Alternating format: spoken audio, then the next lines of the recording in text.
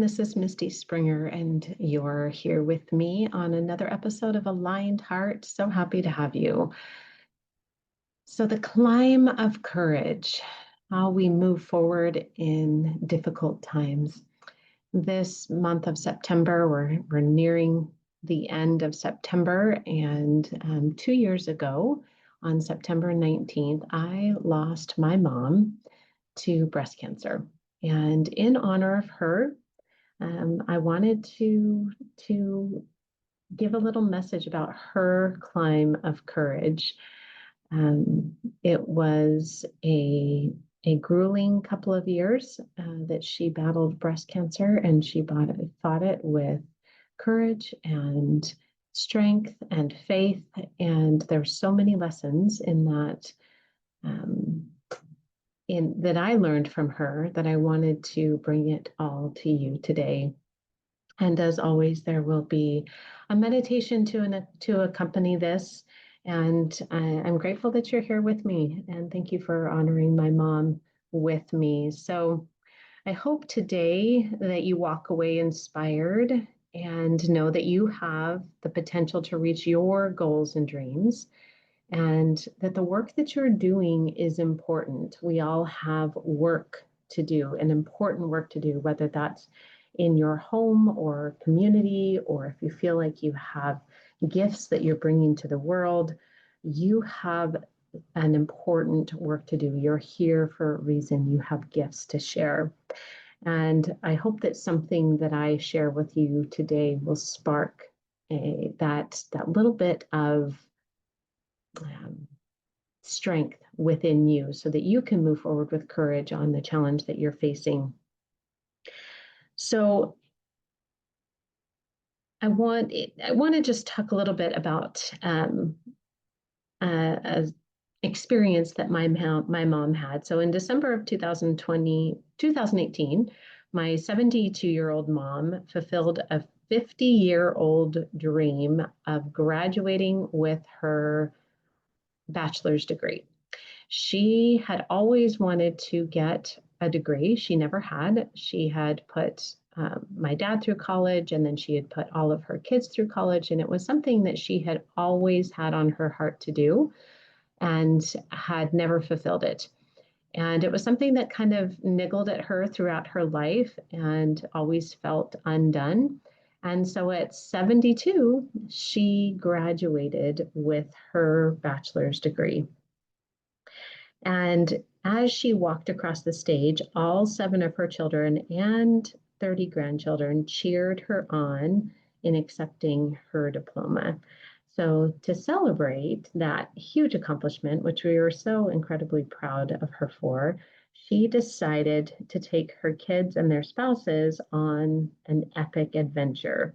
And that epic adventure was climbing or hiking to Machu Picchu in Peru. It's a 4-day, 3-night journey through the mountains of Peru on a trail built by the Incan people hundreds of years ago. There's 2 mountain peaks, the tallest being 13,000 feet in elevation. It's known as Dead Women's Pass. It's 6 hours of grueling hiking per day. There's unpredictable weather. Some days are humid, some days are hot, and other days are frigid and wet. And it was also incredibly wonderful. We had porters that went with us. They cooked amazing food. So let's be honest, it wasn't all grueling, but it was an adventure, and it was something that we had to prepare for. We prepared months in advance for this hike. We had to purchase special equipment. We did practice hikes.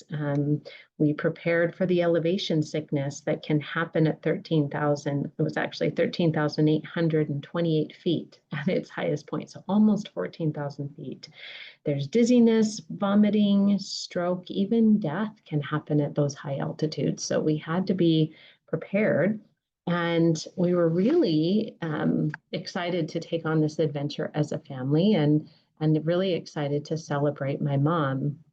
But what we didn't realize was that this celebration of her huge accomplishment of graduating with her bachelor's is really going to be a preparation for the biggest battle of her life.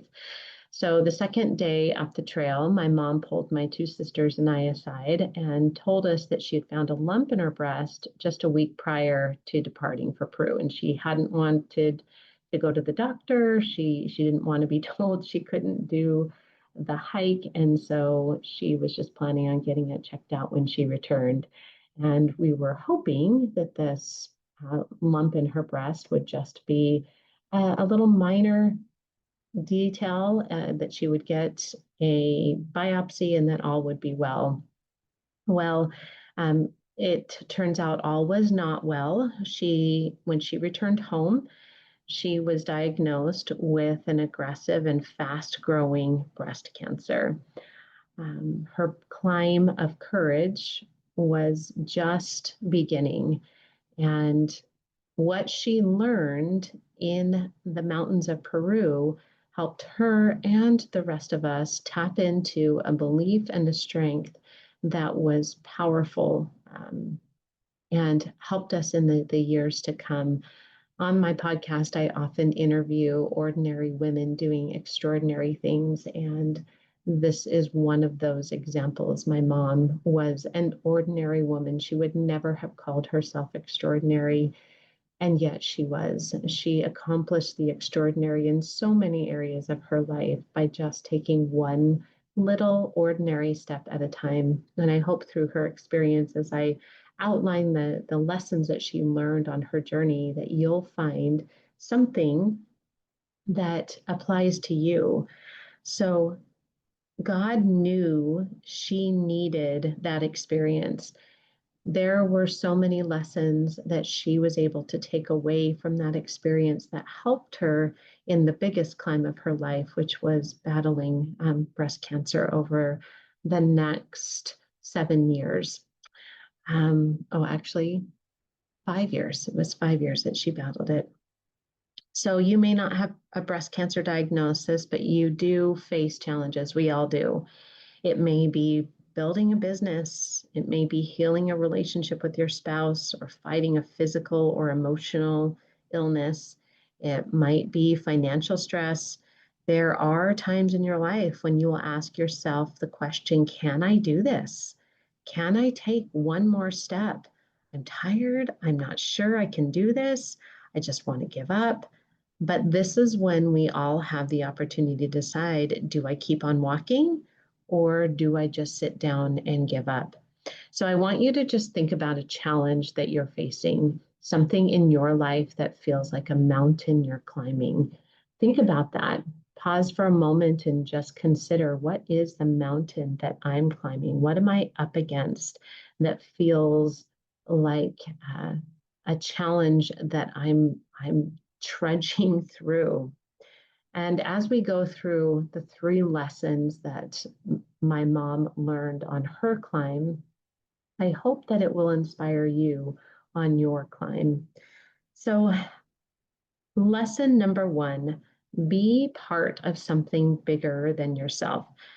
Hiking Machu Picchu was one of the most physically challenging hikes I've ever done. I am active, I'm in good shape, but the demands of altitude sickness and the elements was physically grueling. My brother and my sister, several of us on the hike, struggled with dehydration and altitude sickness. It was tough. And my mom was really, really struggling. I'll never forget watching my mom take each step up Dead Woman's Pass. This is uh, the 13,000 feet in elevation. It was a massive climb up. It took hours to reach the top of Dead Woman's Pass. And my mom would take 3 steps and then she would stop and she would have to catch her breath and breathe. And what I saw her doing and what she told us later she did to make it up that mountain was to just pause. She would take several steps, pause, and breathe.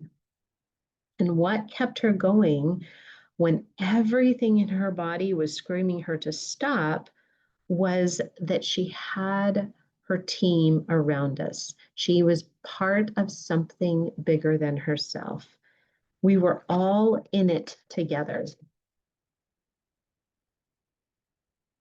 The the people in her on her journey were those that she loved. She had a team that was cheering her on, and because she had a team, she had the energy to lift her above what she thought was possible on her own. She borrowed the belief of others in the group when her own was insufficient. You can borrow belief. Sometimes it feels like your own belief in yourself is uh, not very deep. You don't have a belief that's very big, but you can borrow the belief of the team cheering you on. She was being cheered on by her team. We were all in it together. And because we were all a part of something bigger than ourselves, it allowed us to reach the top. So when we got the diagnosis as a family that my mom had breast cancer, we called on that same collective power. We pulled together our team and rallied around my mom. She learned that on that mountain, she was not just taking each step for her, but for every member of her team. Her family was not only there for her, but every brave step she took in her battle with breast cancer was a step she took for the team. So when you're facing your challenge to be more than you ever thought you could be a part of something bigger than yourself. What is that bigger for you? What is that? Who is your team? Who is that support network for you? Who can you surround yourself with? And whose belief can you borrow when yours is feeling small or insignificant? So, lesson number 2, lock arms with your guide. So my mom had to take many courageous steps on that Incan Trail. And she had her team to support her, but she also needed a coach. She needed a guide. That was our tour guide, Ray. And Ray was an absolute angel. I have no doubt that God placed Ray in our group to be a source of support and leadership that we all needed, and that my mom needed to make it to the end of the hike. We had courage as a team. We had commitment to our goal as a team. We had each other. We were bound. We were determined to get to the destination, but we weren't experienced. We didn't know the way. We needed a coach. We needed a guide. The Incan Trail is rocky and treacherous. At times, there's literally just a stone path built into the side of a cliff wall. And there's hundreds of stairs up and hundreds of stairs down. I've never been so sore. My calves were screaming by the end of it. But my mom would not have been able to make it unless she had locked arms with her guide on the uneven and the treacherous path.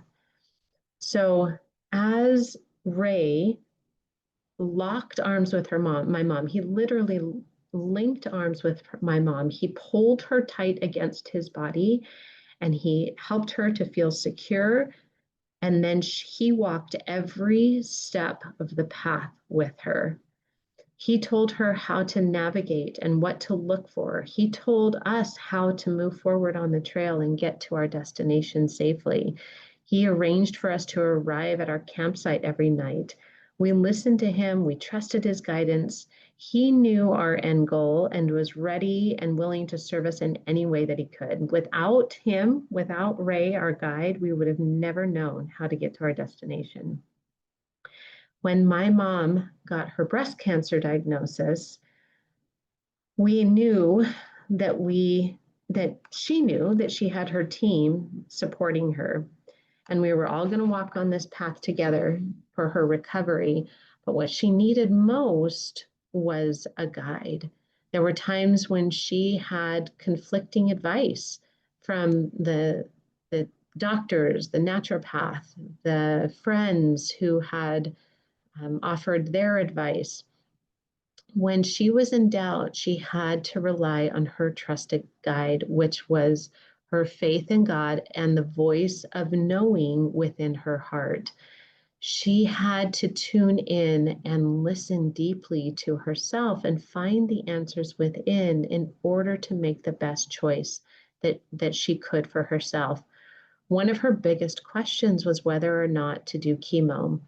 She had watched several of her friends and a brother go through a cancer diagnosis prior to her own, and she had always been very opposed to chemo. And when she got her breast cancer diagnosis, she had to make the decision, should I do chemo or not? There's no right or wrong answer. It was just really what was in her best interest. And so she took in all the information from all of her trusted team, but ultimately she had to come back to her guide, which was God and her intuition and trusting herself. And as she got quiet, as she really paused and listened, she was able to make the best decision for her. And that decision and that knowing carried her through all the doubt and the fear and the insecurity, all the really tough times, um, all the times where she questioned whether or not she made the right choice. That knowing in her heart, the time that she took to listen deeply to herself and to God and to find that answer within was so powerful in her being able to move forward and feel confident in the decision that she made.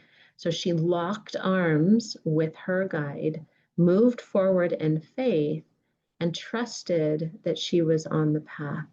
So when you are in your mountain, you're battling your challenge, who is your guide? Who do you lock arms with and trust, even when the evidence is not fully present, even when you don't have all the answers? How do you tune in to your own answers, your own yes, that own knowing within your heart? God, yourself, your intuition. How do you trust that and how do you listen to that? That is the most important guide you will ever have. That's if you need guidance along your path, there's coaches, there's experienced people along the way, but ultimately it is listening to your internal guide that is going to help you um, make the decisions and navigate the challenge in the way that is right for you.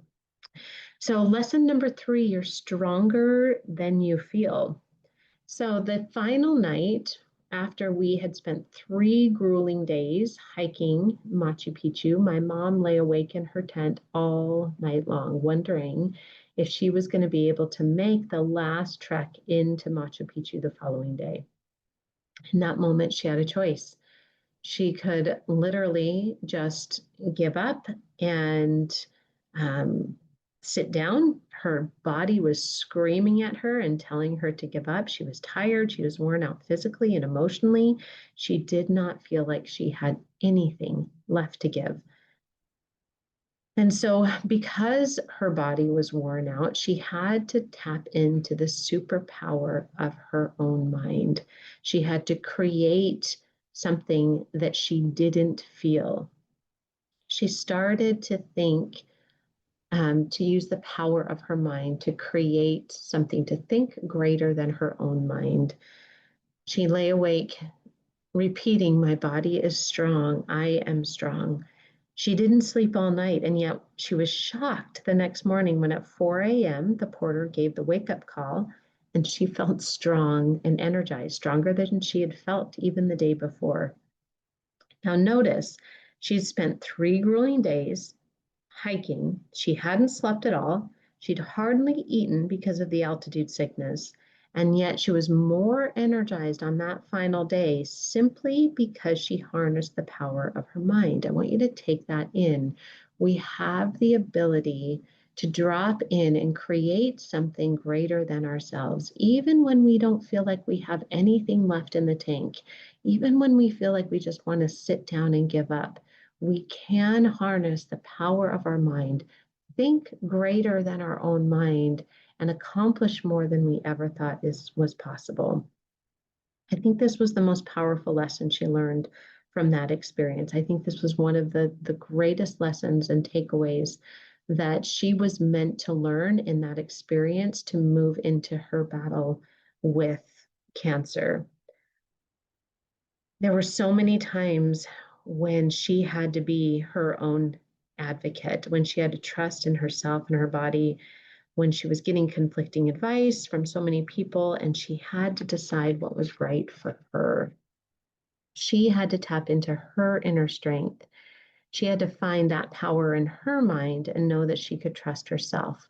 When she was in the throes of cancer and her body felt weak and she was getting different opinions and conflicting opinions, she knew she had the power to call upon for help. She had that power in her mind and her heart, and that was always available. She knew she could tap on that power to become stronger than she even thought possible. So when you're struggling to stay afloat, or when you think you don't have what it takes to take one more step, just remember that you are stronger than you can even imagine.